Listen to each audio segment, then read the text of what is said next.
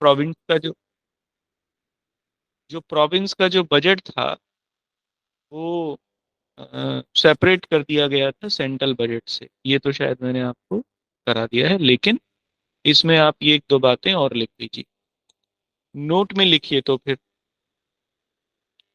1919 के अधिनियम से ही 1919 के अधिनियम से ही भारत में एक लोक सेवा आयोग के गठन का भारत में एक लोक सेवा आयोग के गठन का प्रावधान किया गया। लोक सेवा आयोग के गठन का प्रावधान किया गया in India by the act of 1919। By the act of 1919 ये पूछा गया question. By the act of 1919 a public service commission a public service commission has been formed। और इसी में ही लिखना, कंटिन्यूएशन में ही लिखना, या अगले पॉइंट से लिखो, अगले पॉइंट से लिखो। इसी अधिनियम के अंतर्गत इसी अधिनियम के अंतर्गत भारत सचिव को भारत सचिव को कैग की नियुक्ति करने का अधिकार मिला। कैग की नियुक्ति करने का अधिकार मिला। By this act by this act to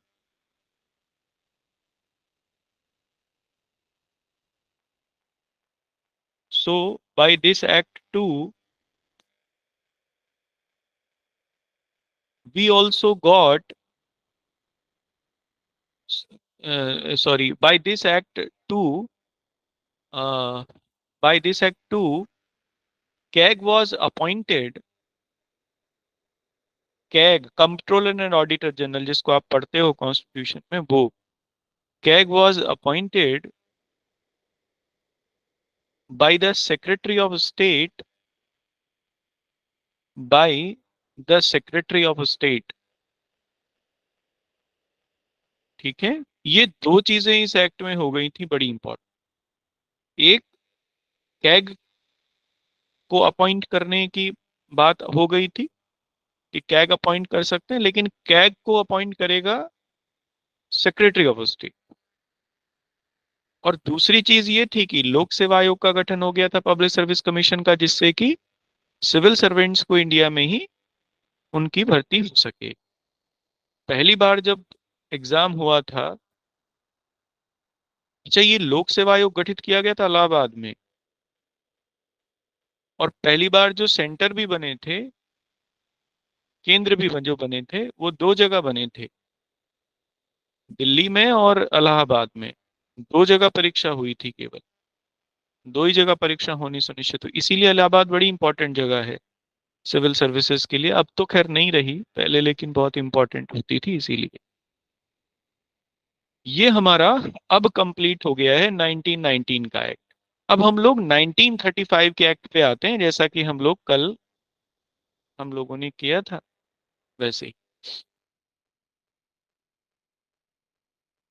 देखो, 1935 के एक्ट में एक दो बातें हैं जो इंपॉर्टेंट हैं इसको समझने के लिए। जब 1919 का एक्ट बना तो इसमें कई सारी परेशानियां थी, जैसे कि हम लोगों ने देखी। गवर्नमेंट जो थी वो रेस्पॉन्सिबल कम रेस्पॉन्सिव कह सकते हैं। सेंटर में किसी तरीके की कोई रेस्पॉन्सिबल गवर्नमेंट नहीं बनाई गई थी, और स्टेट में भी जो रेस्पॉन्सिबल गवर्नमेंट बनाई गई थी वो भी पार्शियल रेस्पॉन्सिबल थी, फुल रेस्पॉन्सिबल नहीं थी। तो ये कुछ ऐसी परेशानियां थी। अच्छा, फिर दूसरा इलॉजिकल डिवीजन था सेंटर और स्टेट के सब्जेक्ट के बीच में, ये भी हम लोगों ने देखा। तो 1990 1919 का जो एक्ट था, इसलिए वो लोगों की या भारतीयों की जो उम्मीद थी उसे पूरा नहीं कर पाया, जैसा कि वो डिमांड कर रहे थे, पार्टिसिपेशन वगैरह। अब इसी बीच में नेशनल मूवमेंट भी बड़ा स्ट्रांग हो गया था। After after first world war, the national movement has grown immensely, कह सकते हैं। कांग्रेस पार्टी एक मजबूत पार्टी बन गई थी, गांधी आ गए थे, रॉलेट सत्याग्रह और असहयोग आंदोलन, नॉन कोऑपरेशन मूवमेंट, ये सब चल गया था। और नॉन कोऑपरेशन मूवमेंट पहला मूवमेंट था जिससे मासेस जुड़े थे, बड़े लेवल पर मासेस जुड़े। तो फिर ये सरकार ने भी महसूस किया कि नेशनल मूवमेंट और जो राष्ट्रीय चेतना है, नेशनल कॉन्शियसनेस, वो ज्यादा बढ़ रही है, मतलब इंक्रीज हो रही है, तो उसको सेटिस्फाई करना पड़ेगा।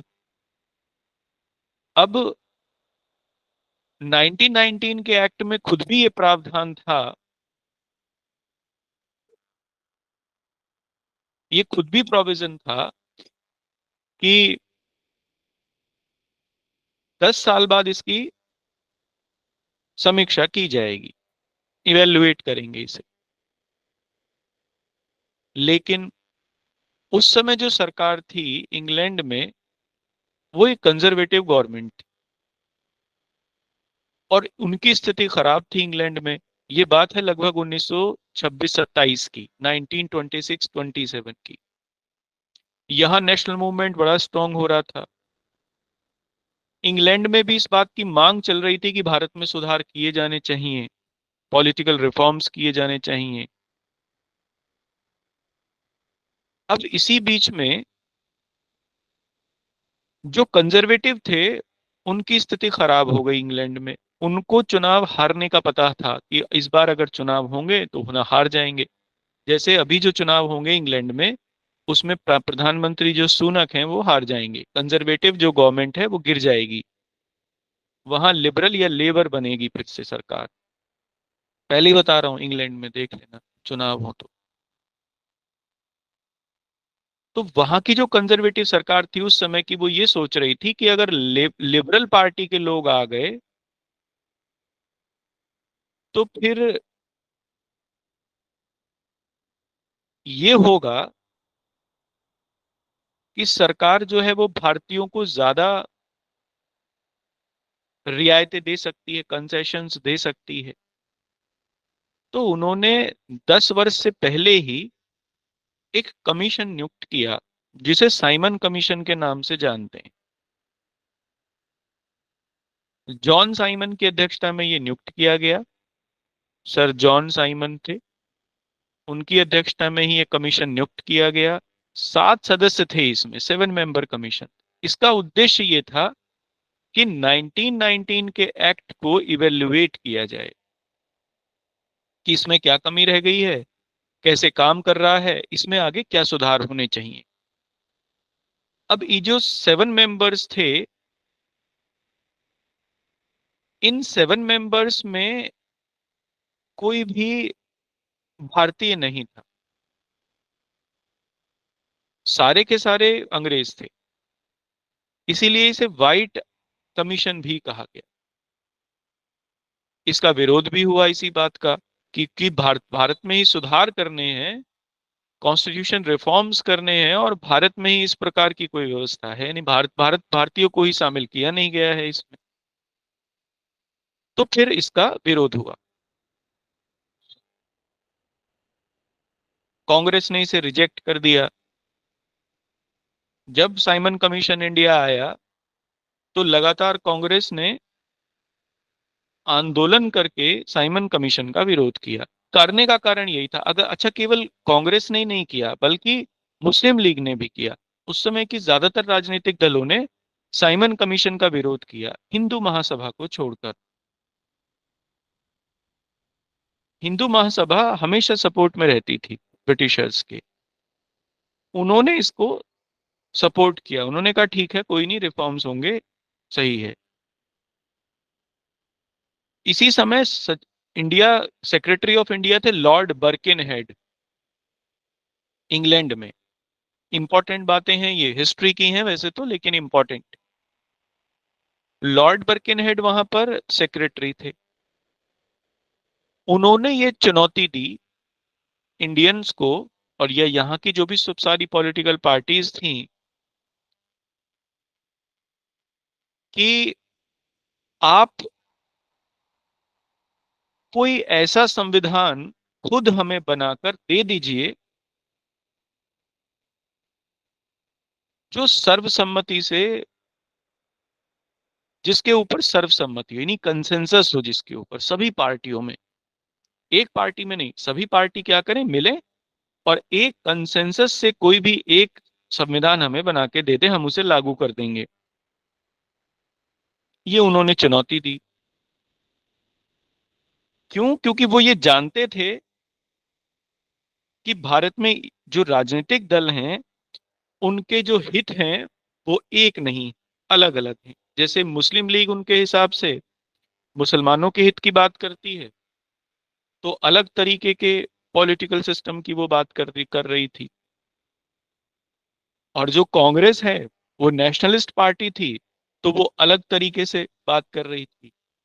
ये उन्होंने चुनौती दी। इस चुनौती को एक्सेप्ट किया कांग्रेस ने,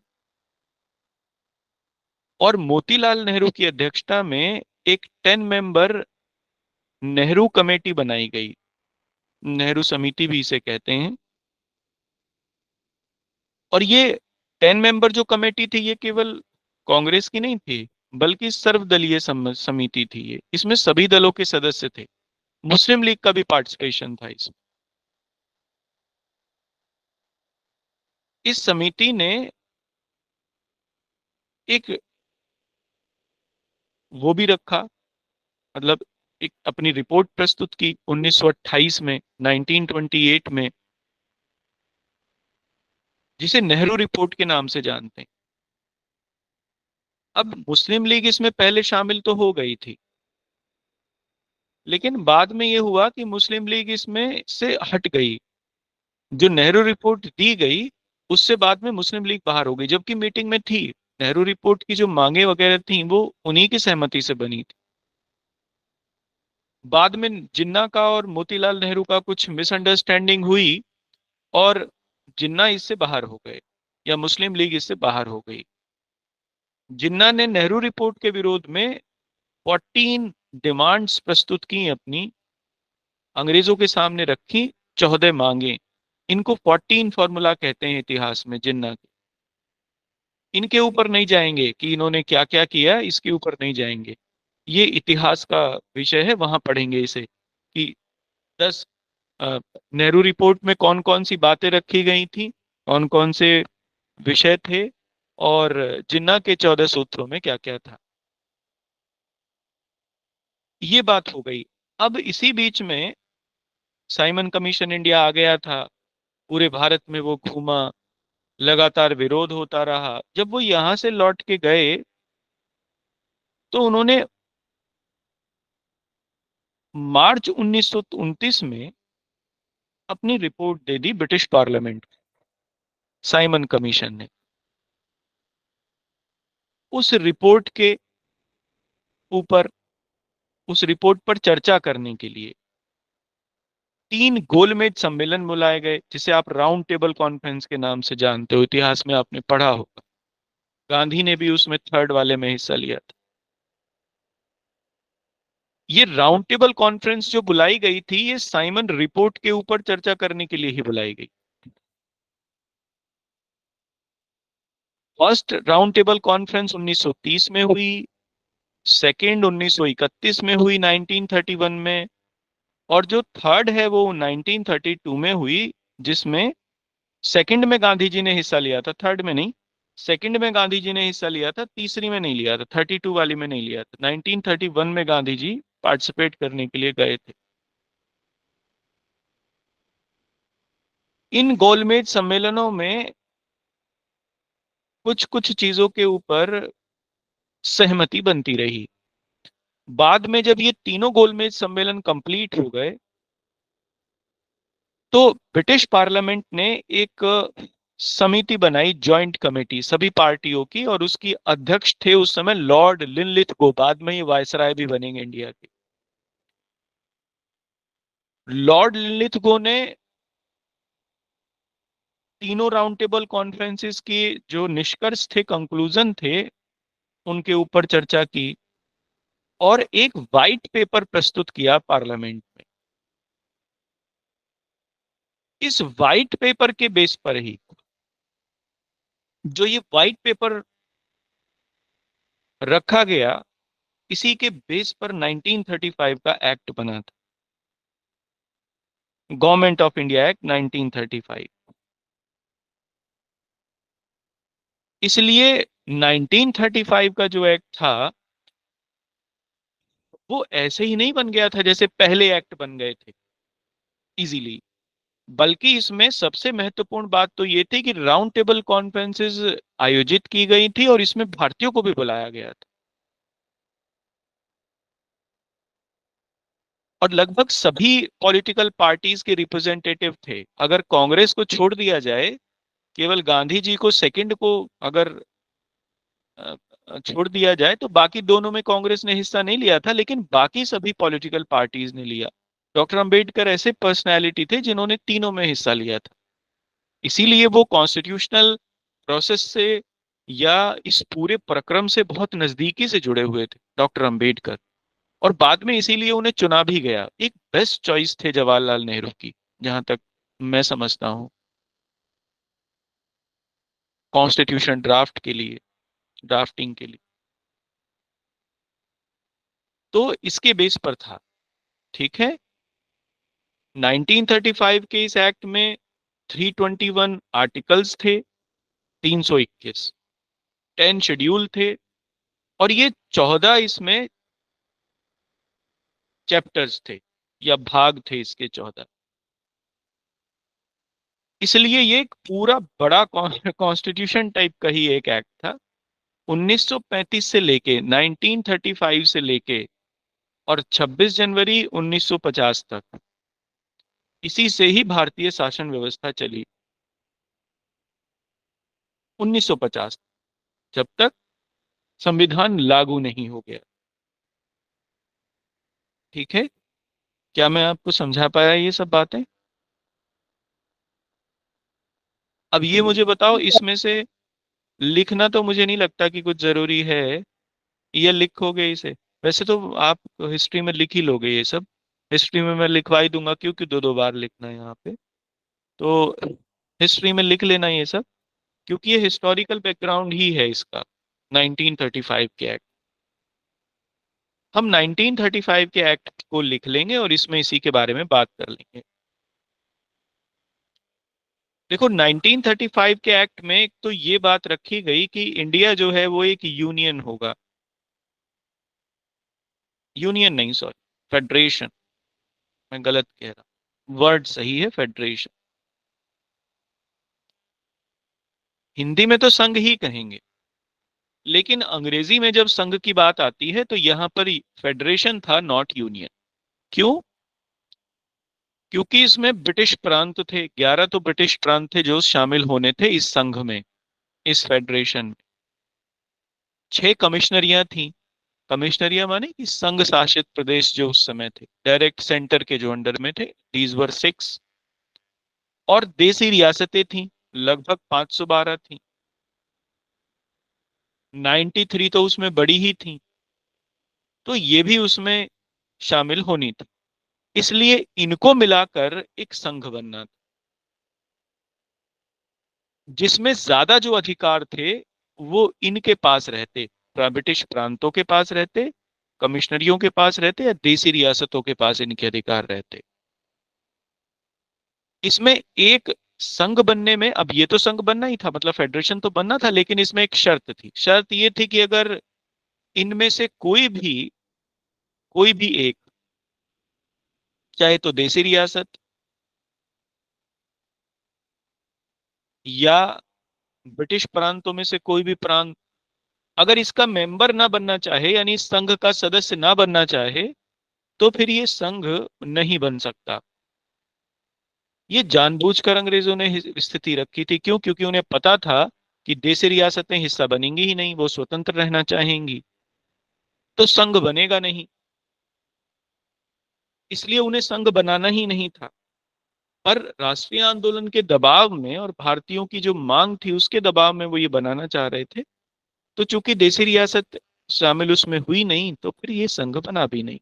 पर हाँ, अखिल भारतीय संघ बनाने की स्थापना इसमें जरूर की गई।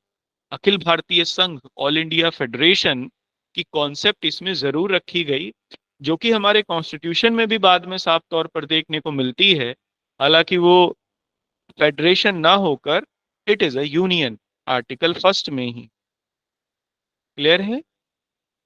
मैं समझा पाया आपको ये बात? लिख लें इसे।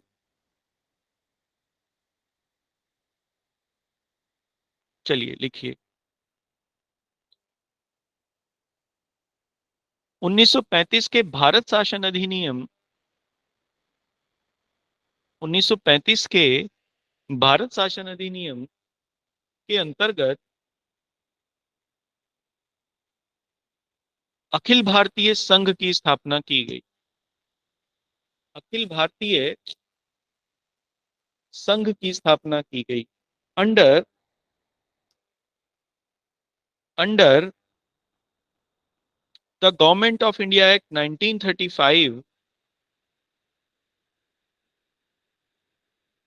The Government of India Act 1935, all India federation has been, has to be लिखना, होनी थी क्योंकि हुई नहीं, हैज टू बी एस्टैब्लिश्ड, जिसके अंतर्गत जिसके अंतर्गत ब्रिटिश प्रांत ब्रिटिश प्रांत कमिश्नरियां तथा देसी रियासतें तथा देसी रियासतें शामिल की जानी थी। And under it British provinces, commissionaries and and रियासतों को क्या कहते थे? अंग्रेजी में एक वर्ड है उसका बड़ा सही सा। अ, देसी रियासतों को क्या कहते हैं अंग्रेजी में? जरा बताओ। Princely states. Princely states, correct. And the princely states has to be included, has to be included. ठीक है।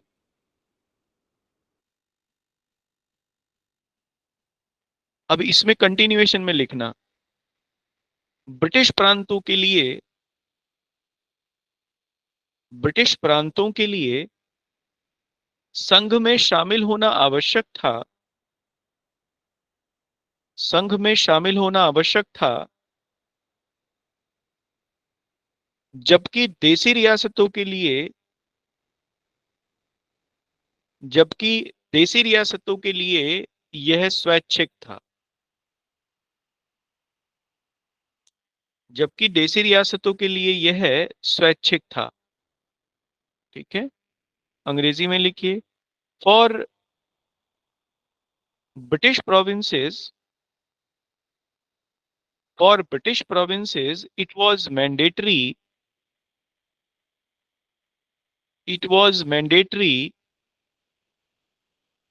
to be part of this federation, but it was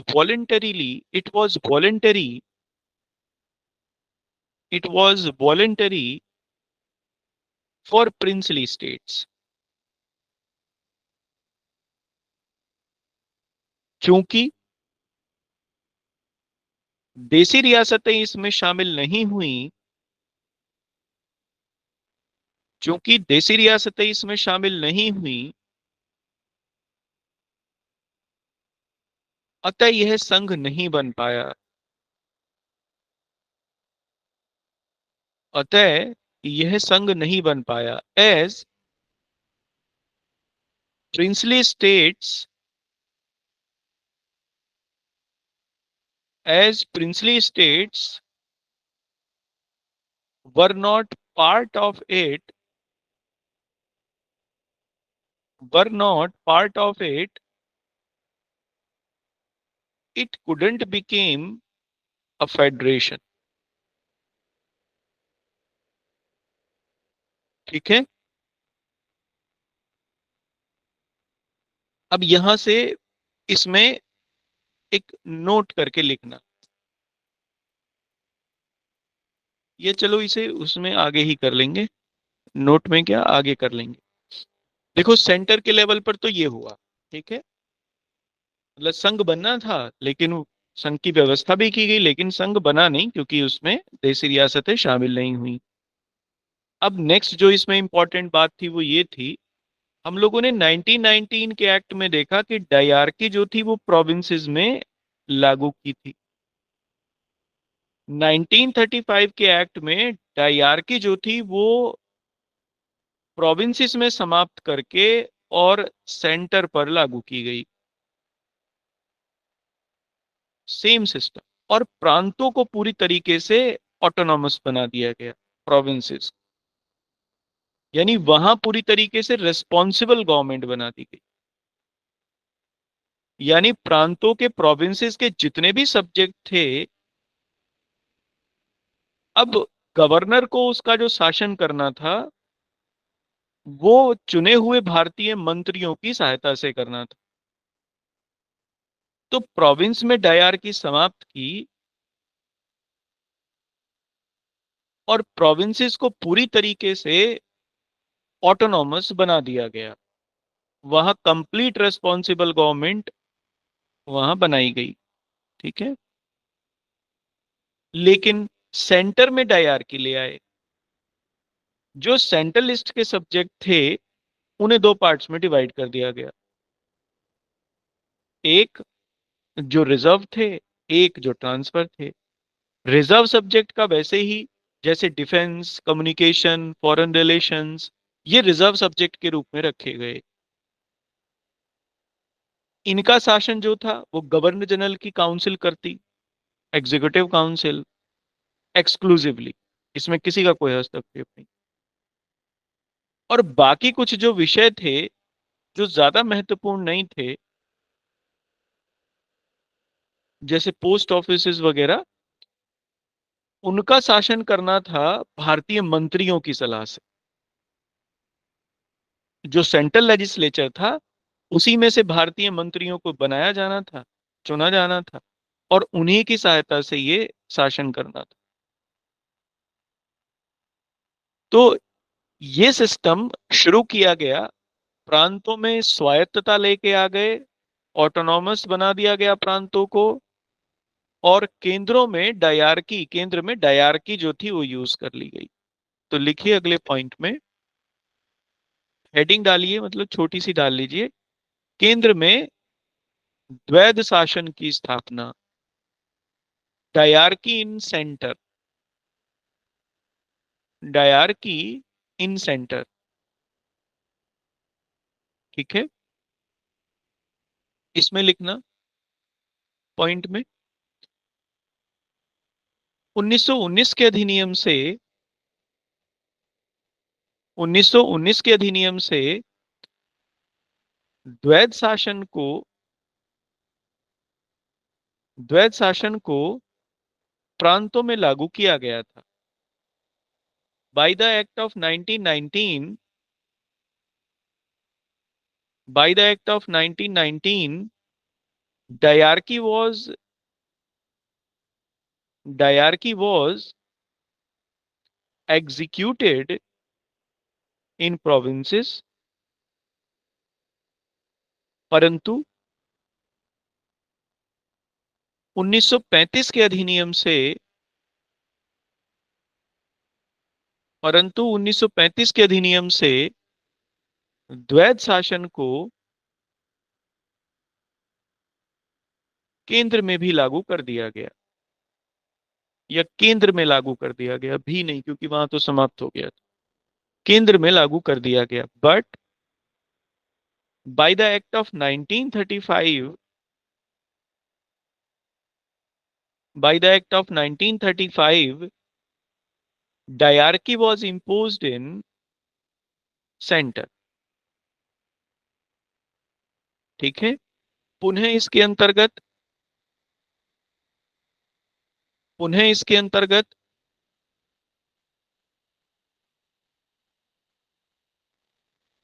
विषयों को दो भागों में बांट दिया गया। Again under it the subjects were divided into two parts। The subjects were divided into two parts। First लिखना आरक्षित विषय, रिजर्व सब्जेक्ट्स, और दूसरा लिखना हस्तांतरित विषय या ट्रांसफर्ड सब्जेक्ट। ठीक है। और इसमें यहीं पर लिखना कुछ महत्वपूर्ण विषय,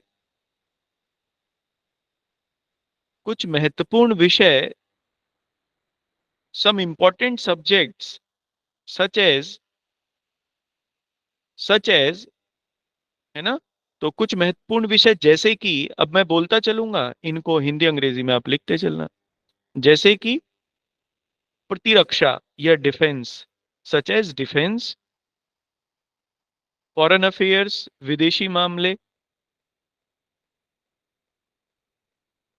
कम्युनिकेशन संचार,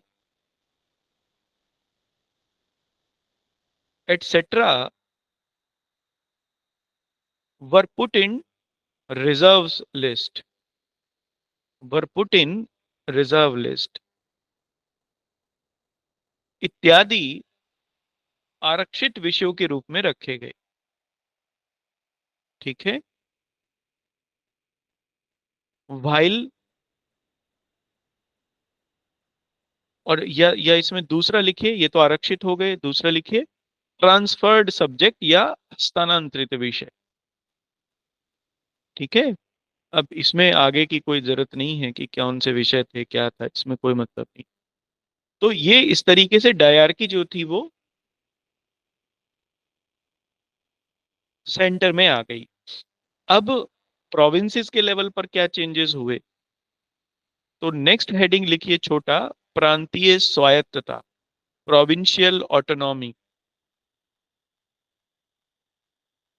देखो 1935 के एक्ट से प्रांतों को स्वतंत्र कर दिया गया था पूरी तरीके से, रिस्पॉन्सिबल गवर्नमेंट स्टैब्लिश कर दी थी, इसका मतलब ये था। प्रांतों में जो अब विधानसभाएं थी वो पूरी तरीके से इलेक्टेड थी, और प्रांतों के जो सभी विषय थे उनका प्रशासन मुख्यमंत्री के द्वारा अपनी मंत्री परिषद के माध्यम से होना था, और जो मुख्यमंत्री था वो भारतीय था। तो इस तरीके से 19, अच्छा ये 1935 का जो एक्ट है ये 1937 से लागू हुआ, पहले चुनाव हुए थे 1937 में इस एक्ट के अकॉर्डिंग। तो फिर उसमें कांग्रेस सरकारें बनी 11 के 11 प्रांतों में, शायद 9 प्रांतों में बनी थी कांग्रेस की गवर्नमेंट, 2 में नहीं बनी थी, नॉर्थ वेस्ट फ्रंटियर प्रोविंस में और एक, नहीं नहीं, पंजाब में नहीं बनी थी, और एक वहां बंगाल में नहीं बनी थी, पूर्वी बंगाल में, नहीं बंगाल में, हाँ पंजाब में और बंगाल में 2 जगह नहीं बनी थी। पंजाब में एक वो थी कृषक प्रजा पार्टी, अ, उसकी सरकार बनी थी, और उन्होंने सरकार बनाई थी, और बंगाल में मुस्लिम लीग की कहीं नहीं बनी थी, और बंगाल में एक और पार्टी थी उसका नाम याद नहीं आ रहा है, उनकी सरकार बनी थी। नॉर्थ वेस्ट फ्रंटियर प्रोविंस में भी कांग्रेस की सरकार बनी। तो 9 प्रांतों में कांग्रेस ने अपनी सरकारें बनाई थी। इसलिए क्यों? क्योंकि मुस्लिम लीग की बात को कोई सुनने के लिए तैयार नहीं था। क्योंकि सांप्रदायिकता भारत का मूल नहीं था ना, लोग कम्युनलिज्म में विश्वास नहीं करते थे। आज तो करते हैं। आज तो माहौल ही बहुत अजीब है, संप्रदायवाद में यकीन करने लगे हैं हम लोग। लेकिन उस समय देखो, जब ये आंदोलन चल रहा था संप्रदायवाद का, जब मुस्लिम लीग उस तरीके की बातें कर भी रही थी, तब भी हम लोग संप्रदायवाद में यकीन नहीं करते थे। और आज तो मुस्लिम लीग का कहीं कोई अस्तित्व नहीं है, लेकिन तब भी संप्रदायवाद में यकीन कर रहे हैं। तो सोचिए कि हमारे जो पूर्वज थे वो हमसे कितने ज्यादा मैच्योर थे, हमसे कितने ज्यादा परिपक्व थे हमारे पूर्वज, कितने समझदार होंगे हमसे। और हम अब कहाँ पहुंच गए हैं। यही है बस, ये फोन ने ही बर्बाद किया है ज्यादा तो। चलिए नेक्स्ट लिखिए, प्रांतीय स्वायत्तता, प्रोविंशियल ऑटोनॉमी। तो इसमें लिखना, इसके अंतर्गत इसके अंतर्गत प्रांतों में प्रांतों में पूर्ण उत्तरदायी सरकारों की स्थापना की गई। पूर्ण उत्तरदायी सरकारों की स्थापना की गई। Under it the full responsible government the full responsible government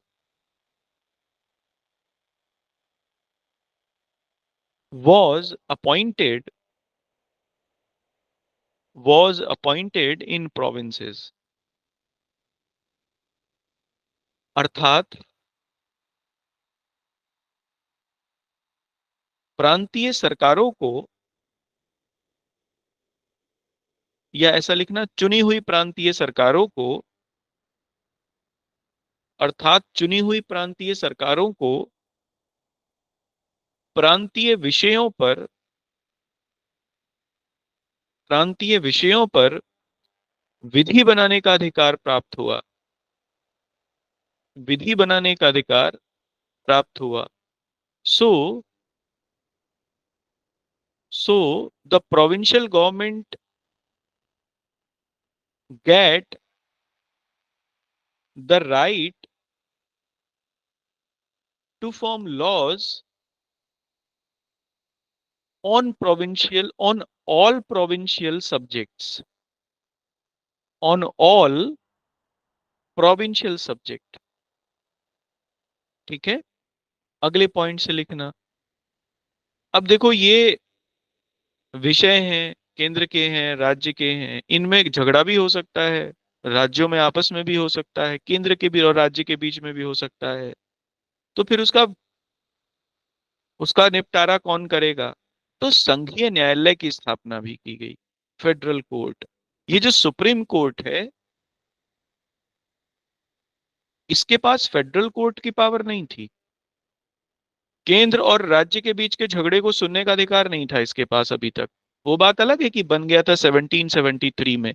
नाम इसका जरूर सुप्रीम कोर्ट था, लेकिन सुप्रीम कोर्ट की आज उस तरीके से शक्तियां इसके पास नहीं थी जैसे कि आज हैं। जैसे कि आज है ये, इस फॉर्म में ये बना ही 1935 के एक्ट से। एक संघीय न्यायालय के रूप में इसकी स्थापना की गई। तो लिखिए अगले पॉइंट में, इसी अधिनियम के अंतर्गत इसी अधिनियम के अंतर्गत सर्वोच्च न्यायालय को सर्वोच्च न्यायालय को एक संघीय न्यायालय भी घोषित किया गया। Under it the supreme court the supreme court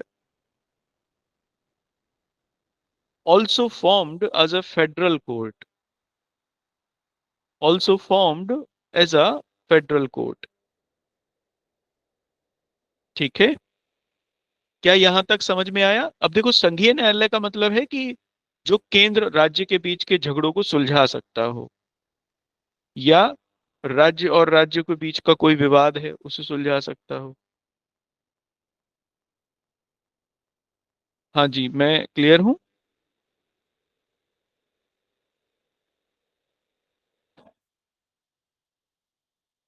बताओ यहाँ तक सबको क्लियर है?